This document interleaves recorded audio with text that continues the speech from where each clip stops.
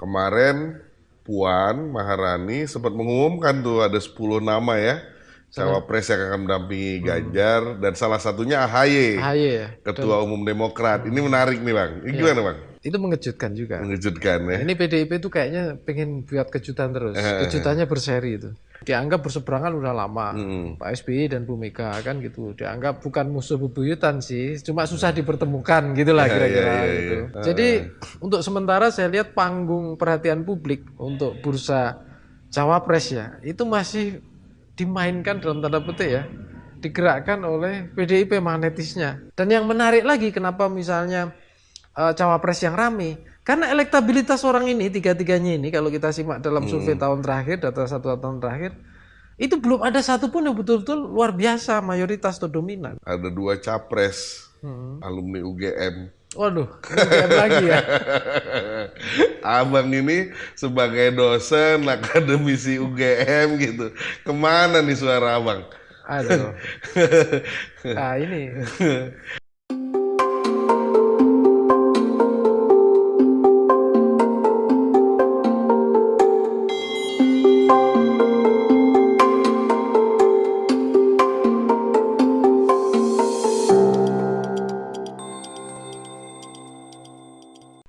Assalamualaikum warahmatullahi wabarakatuh. Apa kabar Sobat Forum? Semoga kita semua selalu dalam keadaan sehat dan selalu dalam lindungan Allah Subhanahu wa taala. Kembali lagi bersama kami dalam program Forum Ngobdar, ngobrol politik bersama Darwin. Nah, seperti biasa, kami akan mengajak Anda untuk mengikuti obrolan-obrolan politik terkini tentunya dengan narasumber-narasumber yang keren, narasumber-narasumber yang terpercaya gitu ya. Nah, hari ini kami kehadiran Abangda Nyarwi Ahmad dari Direktur Eksekutif Indonesia Prudential Studies. Nah, kali ini kami akan ngajak Bang Nyarwi untuk bincang-bincang seputar bursa calon wakil presiden yang belakangan ini ramai diperbincangkan. Kita langsung saja. Bang, apa kabar Bang? Baik. Terima kasih sudah diundang. Alhamdulillah. Ya. Gimana Bang, apa kesibukan terakhir?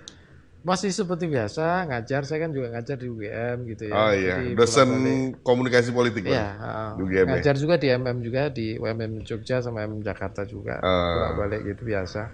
Terus juga kita riset juga, tapi ini udah beberapa bulan kita nggak melakukan riset survei nasional ya. Oh gitu. Terakhir kalau di IPS itu survei nasionalnya Mei 2022. Ya, tapi udah 4 kali kita membuat survei nasional. Kalau survei di lokal-lokal pilkada dan sudah dulu sering gitu. Seperti itu. Bang, ini kita masuk ke ininya ya, yang jadi topik obrolan kita ini. Soal bursa cawapres nih Bang. Kemarin Puan Maharani sempat mengumumkan tuh ada 10 nama ya cawapres yang akan mendampingi Ganjar dan salah satunya AHY ya. Ketua Umum Demokrat. Ini menarik nih Bang. Ini gimana Bang? Iya, kalau kita lihat itu mengejutkan juga. Mengejutkan ya. Ini PDIP itu kayaknya pengen buat kejutan terus. Kejutannya berseri itu. Salah satu kejutan yang siapa sih menduga misalnya ya tiba-tiba AHY dicolek gitu ya. Karena kan kalau kita tahu kan AHY sekaligus Demokrat dengan itu PDIP kan, ya. Pertama itu dianggap berseberangan udah lama. Pak SBY dan Bu Mega kan gitu. Dianggap bukan musuh bebuyutan sih, cuma susah dipertemukan gitulah kira-kira gitu. Terus yang kedua kita juga lihat tuh kalau di koalisi perubahan motor penggeraknya selain Nasdem kan ada Demokrat tuh, yang sudah mendeklarasikan Anies. Nah ini tiba-tiba ketum Demokrat ya dinominasikan sama PDIP. Nah ini yang juga mengejutkan kan. Ada gitu. Pertemuan lagi minggu lalu. Setelah itu diikuti kan ada pertemuan di GBK gitu, seperti itu. Jadi untuk sementara saya lihat panggung perhatian publik untuk bursa cawapres ya itu masih dimainkan dalam tanda petik ya, digerakkan oleh PDIP magnetisnya. Jadi partai-partai lain itu masih melihat apa yang dilakukan oleh PDIP khususnya di sini ya, yang dipercaya sebagai ketua tim pemenangan itu Mbak Puan. Jadi hari-hari ini ya dan mungkin minggu-minggu ke depan ini statement Mbak Puan memang ditunggu-tunggu. Jadi kira-kira Mbak Puan ini nama-nama itu siapa saja. Nah kemarin disebut 10 salah satunya AHY. Nah kemarin ada elit-elit juga dari PDIP juga kan yang memunculkan nama baru Ya, sebelumnya kita dengar Pak Basuki Hadimulyo katanya gitu. Bahkan jauh sebelumnya ada Imam Besar Masjid Istiqlal, Pak Nazarudin Umar. Ya, belakangan kemarin gitu ya. Itu ada Pak Muhadjir. Ya kan? Itu kalau nggak salah Mas Ahmad Basarah ya yang bikin statement bersama itu ya. Cuma bedanya kalau Basuki itu langsung tegas nolak. Saya ini birokrat katanya gitu. Bahasanya saya birokrat bos gitu ya. Dengan gayanya Pak Basuki gitu. Nah ini kan akhirnya bursa cawapres ini jadi lebih ramai dibanding capresnya sendiri Bang ya. Nah ini yang menarik untuk 2024 ini ya. Dan ini belum pernah kan kita lihat di pemilu sebelumnya. Kalau pemilu sebelumnya itu memang bursanya bursa capres. Iya. Koalisi plus capres. Nah, yang membedakan kita nggak usah jauh-jauh lah 2019. Yang membedakan adalah nama-nama capres oleh blok koalisi paling tidak ya. Itu lebih duluan muncul di pemilu ini. Betul. Kalau dulu kan itu di ujung-ujung beneran itu. Iya. Bahkan nama cawapres maupun di hari yang berdekatan, di hari titik-titik terakhir itu, deadline. Betul. Nah ini kebetulan sosok capresnya udah muncul di blok koalisi itu. Misalnya kita tahu ya, yang pertama kan dulu muncul KIB, tapi tanpa capres-cawapres. Betul. Tapi koalisinya udah muncul dulu, ada Golkar, P3, ya kan, PAN. Nah, terus kemudian ini nggak ada nama-nama tuh, diikuti koalisi Indonesia Raya tuh, yang dengan antara Gerindra sampai PKB. Tapi kan di situ semua kita udah tahu bahwa Pak Prabowo memang mendeklarasikan untuk capres. Nah, cawapresnya masih belum dibahas kan gitu. Setelah itu kita lihat tuh ya koalisi perubahan ya tahun lalu bahkan ya itu memunculkan nama Anies Baswedan. Ya awal-awal mungkin Nasdem yang menyatakan, tapi belakangan kan sudah ada piagam bahkan kan antara Nasdem gitu ya, tanda tangani juga Demokrat, kemudian juga PKS. Nah belakangan muncul nama Mas Ganjar kan di PDIP ya dideklarasikan, dan orang kan sebelumnya juga mikir-mikir bener nggak sih kira-kira Mas Ganjar itu mau dideklarasikan kan gitu, tapi akhirnya kan juga dideklarasikan misalnya. Dan yang menarik lagi kenapa misalnya cawapres yang rame, karena elektabilitas orang ini tiga-tiganya ini kalau kita simak dalam survei tahun terakhir, data 1 tahun terakhir itu belum ada satupun yang betul-betul luar biasa mayoritas atau dominan. 3 capres ini maksudnya? Iya khususnya di capres misalnya sosok Mas Ganjar dan Prabowo itu kan naik turun hampir sama berkompetisi di angka 30-an sekian. Sementara Mas Anies masih bertahan di angka 20-an sekian kurang lebih.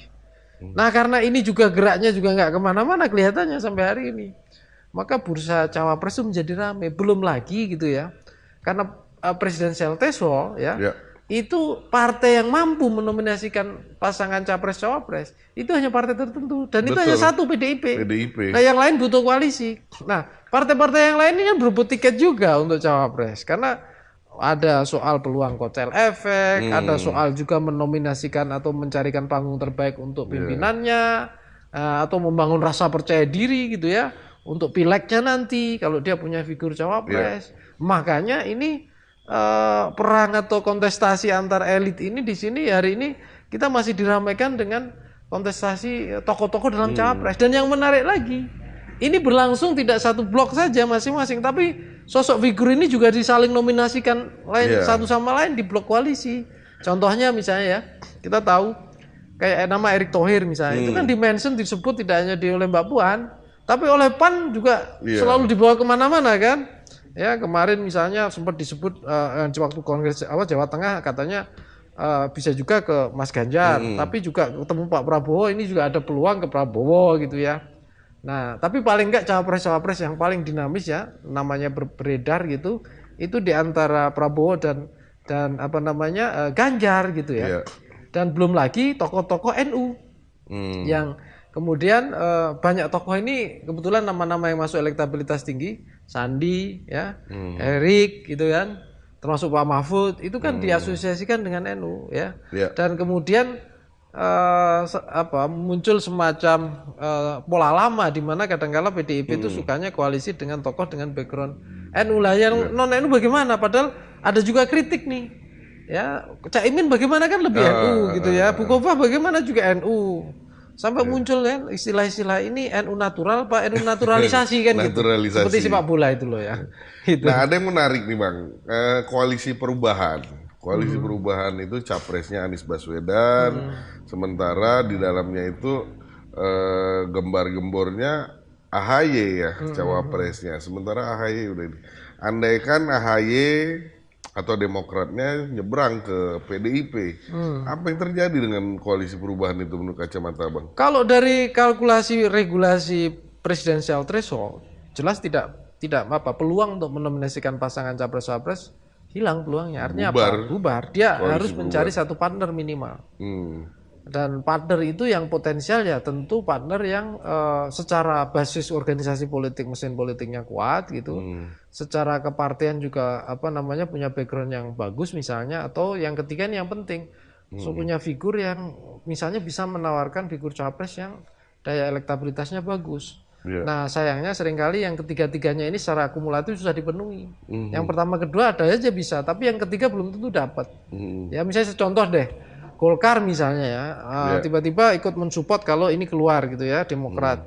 Nah tetapi pertanyaannya Golkar bisa mengajukan cawapresnya siapa? Apakah Pak Erlangga? Sementara Pak Erlangga kita tahu kan targetnya capres dari berbagai forum-forum di Golkar misalnya begitu. Nah sementara kita tahu juga elektabilitas Pak Erlangga dalam berbagai data survei lembaga kredibel itu elektabilitas sebagai capres maupun cawapres itu juga akselerasinya kurang bagus gitu loh. Nah di sini tentu ada dilema-dilema ya, kecuali memang Golkar misalnya ya contoh berkoalisi tanpa harus mengajukan figur cawapres. Tetapi ini juga belum tentu.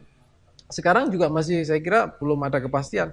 Karena kalau kita simak dari beberapa minggu yang lalu, ya bahkan saya sempat dengar kan Golkar mau membentuk blok koalisi sendiri kan gitu. Walaupun KIB, Koalisi Indonesia Bersatu, yaitu tinggal Golkar sama PAN kan hari ini gitu. Nah saya kira itu juga kurang maksimal gitu loh. Ya. Nah pertanyaannya Golkar mampu menarik gitu untuk koalisi perubahan atau koalisi perubahan yang bisa menarik KIB 2 ini PAN sama Golkar. Tapi PAN saya skeptis juga. Sepertinya PAN itu punya tradisi akan bergabung kepada peluang yang lebih besar untuk menang ya. Pertanyaannya apakah ke Ganjar Pranowo PDIP atau ke Prabowo kan gitu. Nah kalau ke Prabowo ini kan ada pengalaman berkali-kali dengan Prabowo nggak berhasil terus untuk menangi pilpres gitu ya. Walaupun ujungnya juga dapat menteri juga kan gitu. Nah beberapa hari lalu kan P3 juga mengumumkan mendeklarasikan cawapresnya Sandiaga Uno kan. Nah apakah Sandiaga ini, karena P3 kan udah merapat ke PDIP Bang. Apakah akan jadi cawapresnya Ganjar apa gimana? Itu gimana menurut Abang lihat? Ya, Sandi ini punya banyak peluang atau indikator yang secara kriteria cukup banyak ya, varian-varian yang menunjukkan dan peluang elektabilitasnya juga lumayan kan ya untuk menjadi capres tinggi. Yang pertama misalnya ya, dari data-data survei, basis survei yang ada itu daya elektabilitas dia cukup besar, rata-rata 15 bahkan bisa lebih tergantung ya overall secara nasional untuk cawapres ya. Bahkan saya sendiri pernah melakukan beberapa survei dari tahun 2020 ya. Nama Sandi itu untuk cawapres paling atas. Sebelum yang lain muncul. Sebelum dia menjadi menteri pariwisata. Parekraf. Tapi angkanya juga kalau dibandingkan sekarang ya nggak terlalu banyak. Istilahnya hanya berkisar di angka kurang lebih 15%. Pernah sampai 20 sekian pernah. Tapi sekarang karena nama udah makin banyak, maka bersaing ketat di angka kurang lebih 15%. Ya malah Erick Thohir yang tiba-tiba ini dari 2%, kita masih ingat waktu survei-survei awal itu 2020, itu 2%-an sekian, tapi tiba-tiba 14-an ya sekarang yang kita dengar. 14 bahkan ada 15 atau berapa. Nah, ya peluang Sandi banyak, secara elektoral jelas ada basis yang bisa jadikan andalan lah ya, artinya itu. Terus yang kedua juga sudah masuk ke partai. Partai politik di situ P3 ya, bahkan dapat posisi strategis kepala badan pemenangan kalau nggak salah. Nah, terus yang ketiga bahkan sudah dinominasikan oleh P3 untuk menjadi figur cawapres kan gitu. Nah, yang keempat sebenarnya juga walaupun variabel ini dianggap tidak terlalu penting ya, dia juga dianggap representasi luar Jawa misalnya begitu ya, karena Mas Ganjar ini kan Gubernur Jawa Tengah orang Jawa misalnya begitu ya. Nah, terus yang berikutnya juga ini dia juga figur tidak hanya pengusaha, tapi pengalaman dia sebagai mantan wakil gubernur, pengalaman dia sebagai teknokrat, menjadi menteri, itu juga dianggap sebagai satu poin juga ya. Selain dianggap dia punya kemampuan untuk mengkonsolidasikan sumber daya kampanye, seperti itu misalnya. Jadi ya ada beberapa peluang. Nah, tapi pertanyaannya ya, apakah PDIP punya alternatif yang lebih baik? Nah, siapa tahu kan kita nggak ngerti juga. Terus yang kedua misalnya, apakah PDIP juga merasa, terutama di sini Mas Ganjar ya, chemistry-nya lebih cocok yang mana nih di antara berbagai alternatif ini?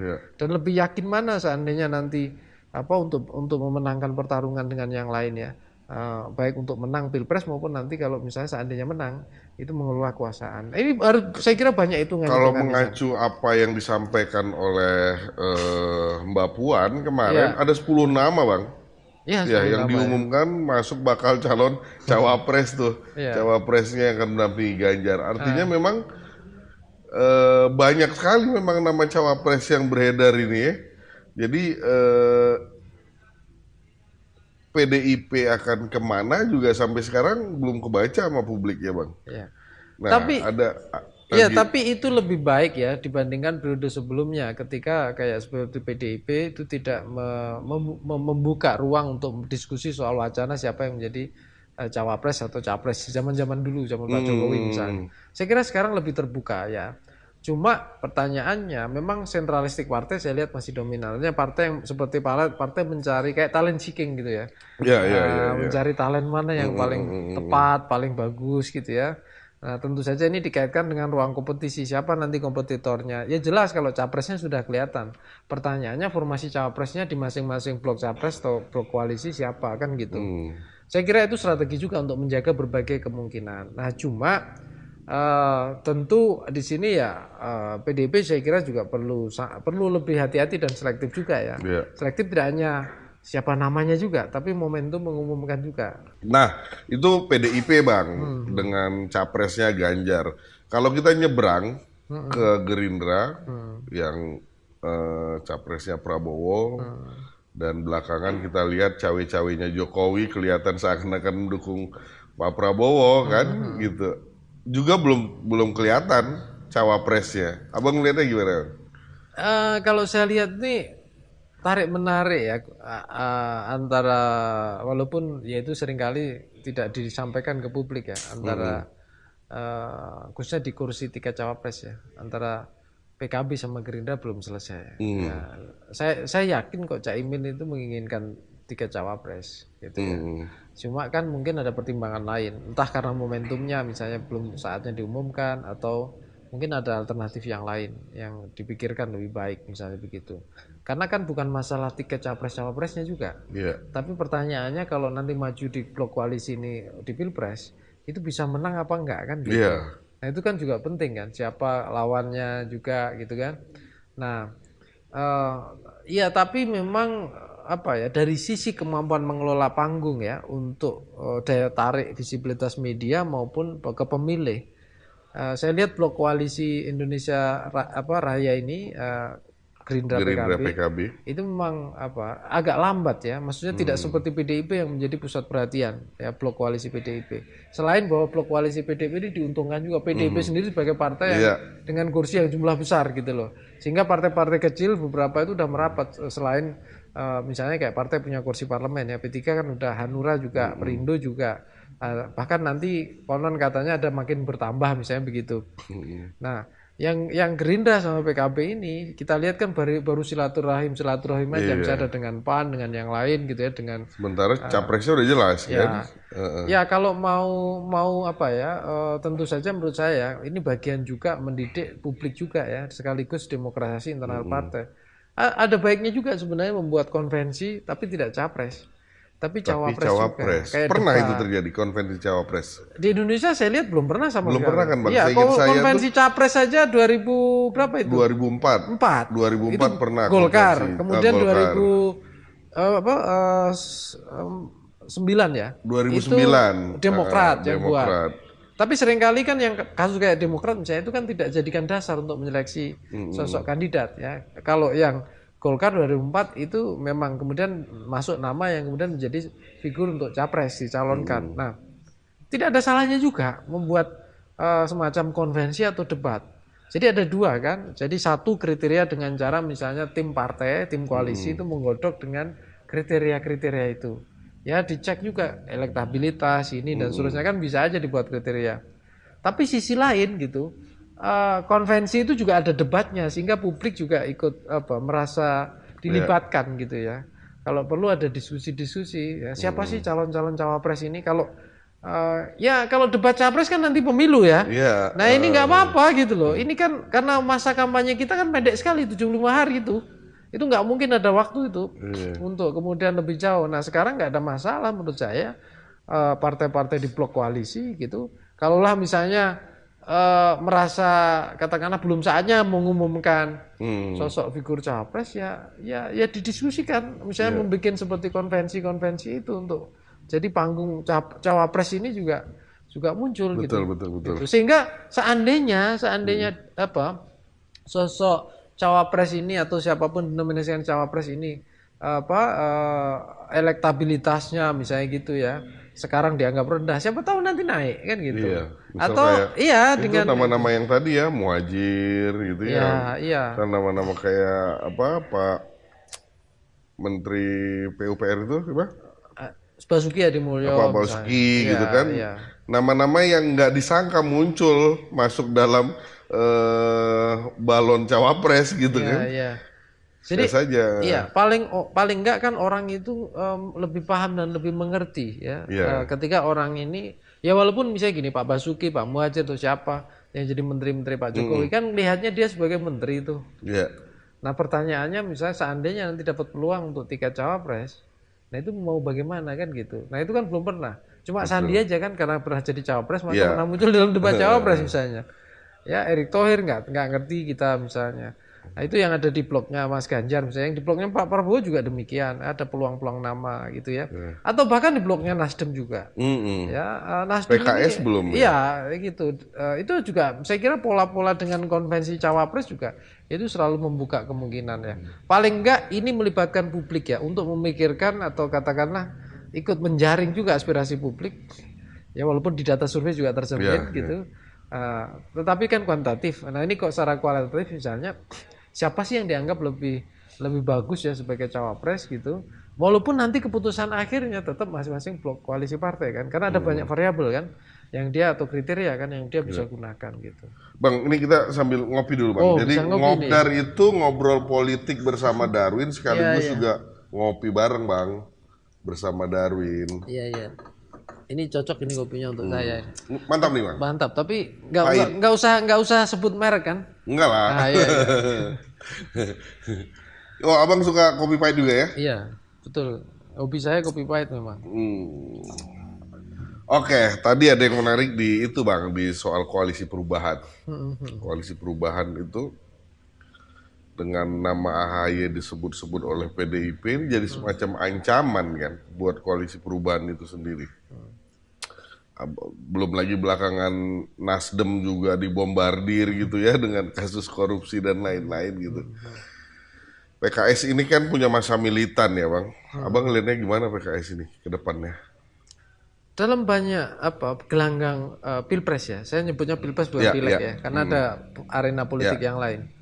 PKS itu menurut saya teruji juga sebagai mitra koalisi untuk pilpres dan sekaligus juga soliditas ini juga ya tim partainya untuk memenangkan itu juga saya kira juga bagus.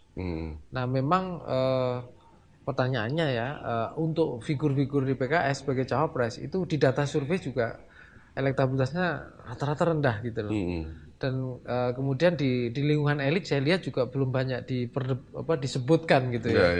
Tapi itu khusus untuk arena pilpres. Kalau pilgub saya lihat PKS misalnya kayak Jawa Barat itu saya kira Ahmad Heriawan misalnya itu kan terbukti juga nyatanya bisa menang. Pemilihan kabupaten kota kayak Depok juga menang. Tapi untuk nasional memang saya kira masih berat lah ya. Masih berat gitu. Nah, tetapi sebagai mitra koalisi saya kira itu ada keunikan ya tentang kesolidan mereka. Makanya Nasdem kan ketika awal koalisi dan ini kan di luar kekuasaan kan. Yang pertama salah satunya banyak diskusi saya lihat kan dengan PKS gitu ya. Walaupun ya sudah tahu persis juga bahwa Demokrat juga di luar kekuasaan gitu ya. Makanya ketika koalisi perubahan ini PKS juga menjadi salah satu prioritas juga dari target di koalisi perubahan itu untuk membangun blok politik ya. Nah kalau kita berandai-andai Bang, menurut Abang dari sekian banyak nama-nama cawapres tadi, akhirnya yang akan muncul siapa nih Bang? Yang akan mendampingi Pak Ganjar, akan mendampingi Pak Prabowo, kalau misalnya Anies maju yang akan mendampingi Anies siapa nih? Ini kita coba main tebak-tebakan nih Bang, kira-kira. Ya, yang tahu persis tentu tim-tim di masing-masing blok koalisi. Ada tim 8 di Mas Anies. Tapi kan artinya kan gini, kita kan masing-masing pasti punya ya, ini nih Bang. Ya. Tapi begini, nama-nama ini kan mengorbit ya, seperti mengorbit naik turun dan berinteraksi juga di kalangan elit. Kalau kita lihat berarti kan ada 2 syarat dasar yang seringkali 3 lah ya. Elektoral bagus gitu ya. Diterima elit gitu ya. Kemudian dianggap punya daya tarik atau bahkan mampu mengkonsolidasikan sumber pendanaan pemilu untuk kampanye karena kampanye kan butuh juga. Nah, itu bisa dari personal, artinya sumber daya jaringan personal atau bahkan menarik pihak-pihak lain yang senang untuk menyumbang ya karena yakin dengan figur ini. Nah, selama ini nama-nama yang muncul kalau kita lihat dengan jaringan ya ada kemungkinan juga misalnya kalau P3 bisa meyakinkan PDIP koalisi dengan Mas Ganjar, ada kemungkinan Sandi dengan Mas Ganjar. Tapi kan juga itu belum tentu juga. Kalau misalnya seandainya misalnya yang dibutuhkan ternyata figur yang bukan seperti itu. Ya figur yang tiba-tiba di luar perkiraan kayak Pak Ma'ruf Amin ketika berpasangan dengan Jokowi. Waktu itu kan Pak Mahfud sempat muncul kan? Iya. Orang siapa nyangka tiba-tiba muncul nama Pak Mahfud. Konon kabarnya udah ini Bang. Udah jahit baju katanya begitu. Iya, katanya begitu kan gitu. Kayak gini-gini kan bisa dalam hitungan last minute kan gitu. Tetapi Erick Thohir juga masih berpeluang untuk bisa masuk ke Mas Ganjar ya.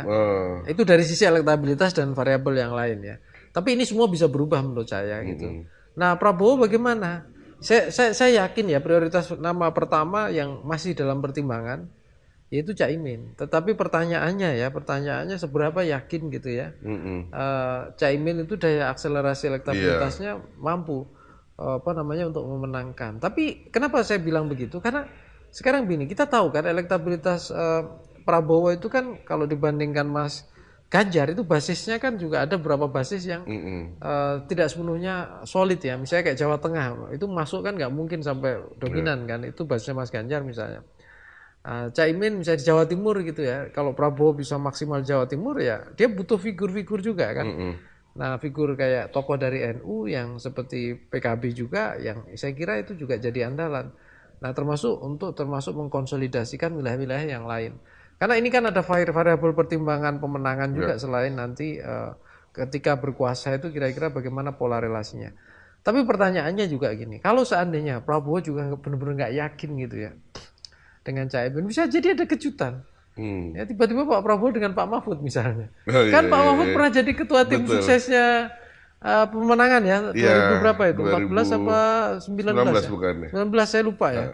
Itu pemenangan itu masuk pemenangan ketua tim pemenangannya Pak 2014. 14. Pemenangannya Pak Prabowo itu. Artinya pengalaman kerja Pak Prabowo dengan Pak Mahfud ada. Dan nama Mahfud MD ini popularitas ininya juga lumayan di elektorat ya. Pertanyaannya diterima elit apa enggak kan gitu untuk yang mendukung blok koalisi kan gitu. Karena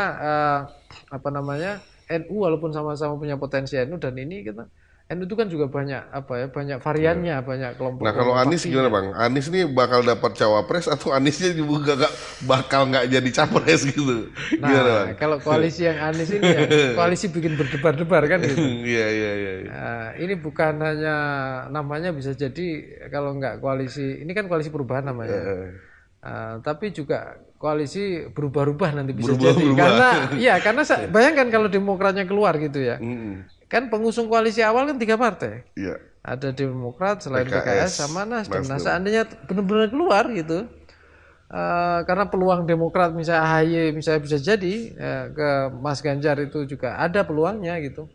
Nah berarti kan butuh partner baru ya kan. Yang tadi saya sebut misalnya Kalau bayangan saya atau prediksi saya yang paling memungkinkan dan dekat dari sisi aspek historisitas pimpinan partai ya, itu Golkar. Ya, karena Pak Surya Paloh kan pernah di Golkar juga. Golkar akan masuk ke koalisi perubahan. Iya. Tapi pertanyaannya ya, itu kalau Golkar nggak bikin blok koalisi sendiri loh. Iya.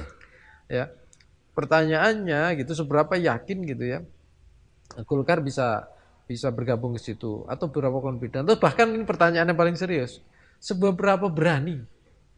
Ya, karena biasanya Golkar itu kan jarang ya, mengambil pilihan-pilihan politik ekstrim, yang pertaruhannya terlalu besar, gitu kan. Nah, jarang sekali. Biasanya dari dulu itu ya Golkar akan selalu berteman dan ada dalam berbagai kekuasaan. Di posisi aman. Ya, seperti Golkar. itu. Nah, itu. Nah, menarik. Nah, tapi pertanyaannya balik lagi soal nama. Kalau misalnya pun didukung oleh kayak Golkar gitu ya. Siapa yang jadi cawapresnya? Nah, so far sampai hari ini, walaupun saya dengar misalnya ada upaya-upaya ya, timnya Mas Anies cari cawapres, tapi seringkali yang dinominasikan itu belum sepenuhnya confident atau yakin untuk diangkat ke permukaan. Makanya kan kalau ditanya berapa nama, sudah dikantongi itu, ada 5 nama bahkan lebih gitu. Tapi kemudian nama siapa, nah itu kita nggak dengar-dengar kan gitu. Ya, tapi masih dirumuskan timnya katanya begitu kan. Nah, seperti itu. Menarik ya, Bang. Ya. Nah, ini terakhir Bang. Kita nggak terasa udah setengah jam nih, udah 30 menit, Bang. Ini pertanyaan ini nih, Bang, sambil bercanda. Ada 2 capres. Alumni UGM. Waduh, UGM lagi ya. Abang ini sebagai dosen akademisi UGM gitu. Kemana nih suara abang? Aduh. Nah ini, yang jelas gitu ya. Yang jelas itu kalau kita dididik dengan lingkungan UGM, kita itu kan punya value dasar yang mengikat ya. Kayak kampus UGM itu kan basisnya visinya kerakyatan. Kota Jogja itu republikan. Kita punya semangat besar untuk membangun Indonesia gitu ya. Dengan berbagai lini dan cara yang tentu saja tidak sifatnya elitis ya. Sifatnya memberdayakan dan memberikan peluang lebih besar secara terbuka. Demokrasi itu terus menjadi value kita juga ya. Nah, selama misalnya cawapresnya itu punya komitmen dan value itu, sebenarnya kita sangat terbuka. Ingat nggak? Dulu UGM nggak punya nama di bursa capres-cawapres pun tokoh-tokohnya kita selalu berpartisipasi kok kan gitu. Di pemilu-pemilu sebelumnya, bahkan sebelum era Pak Jokowi itu, era SBY, era siapa gitu, kita selalu berpartisipasi. Tapi memang ketika dihadapkan pada 2 nama hari ini, ya itu tadi. Langsung batuk ya, Bang. Ya bukan batuk-batuk ini ya. Ini alumni juga punya preferensi sendiri-sendiri. Ya, alumni punya preferensi. Tapi secara umum ya, mereka menerima gagasan dari 2 alumni ya, Mas Ganjar maupun Mas Anies.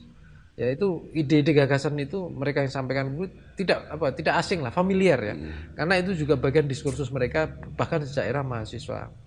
Nah, ide-ide nasionalisme Pak Prabowo membangun bangsa yang besar, macan Asia itu juga hal yang familiar juga. Karena UGM itu kan juga di berbagai kelompok studi ya dan lain-lain, kita itu kan memang punya semangat bangun bangsa dari berbagai lini dan dari bawah gitu ya. Jadi pada dasarnya terbuka juga, tetapi memang kemudian kan interaksi antara alumni ini yang seringkali nanti akan memunculkan siapa yang kira-kira suka siapa. Tapi UGM sendiri itu insya Allah saya jamin nggak bakalan berpolitik ya. Artinya tidak ada misalnya intervensi yang sifatnya baik ke siapapun gitu. Karena kita kampus itu kan ruang akademik ya. Nah, yang membedakan adalah alumninya. Nah, kalau udah jadi alumni kan bebas tuh, bebas berkarir, bebas memilih, punya pilihan, gitu ya, kecocokannya kemana, gitu ya, bebas nongkrong ke siapa saja kan gitu. Nah, yang penting punya semangat masih membangun Indonesia lebih baik kan gitu, menjadi negara yang hebat kan gitu. Nah itu. Artinya abang ke kok nanya saya lagi nih? Oke, nggak apa-apa Bang, kalau nggak dijawab. Sudah saya jawab tadi. Oke. UGM itu bebas artinya ya Bang. Mau ke Anies atau ke Ganjar. Baik, Bang Nyarwi Ahmad, makasih banyak udah nemani kami. Nggak terasa kita udah setengah jam lebih. Kita udah di penghujung. Sobat Forum, dimanapun Anda berada, semoga obrolan singkat kami ini membawa manfaat. Artinya semoga ini membuka wawasan siapapun Anda yang menyaksikan tayangan kami ini. Terima kasih banyak Bang udah Sama-sama. menemani kami. Bang Darwin, Semoga Abang selalu dalam keadaan sehat dalam Amin, setiap amin. aktivitas gitu ya. Sukses selalu dan lancar selalu gitu ya Bang ya. Nah, Sobat Forum dimanapun Anda berada, saksikan terus Forum Ngobrol Politik bersama Darwin, tentu saja dengan isu dan topik-topik politik menarik lainnya. Apalagi ini menjelang tahun politik, kami akan terus update kondisi politik di lapangan. Terima kasih. Assalamualaikum warahmatullahi wabarakatuh. Sampai jumpa.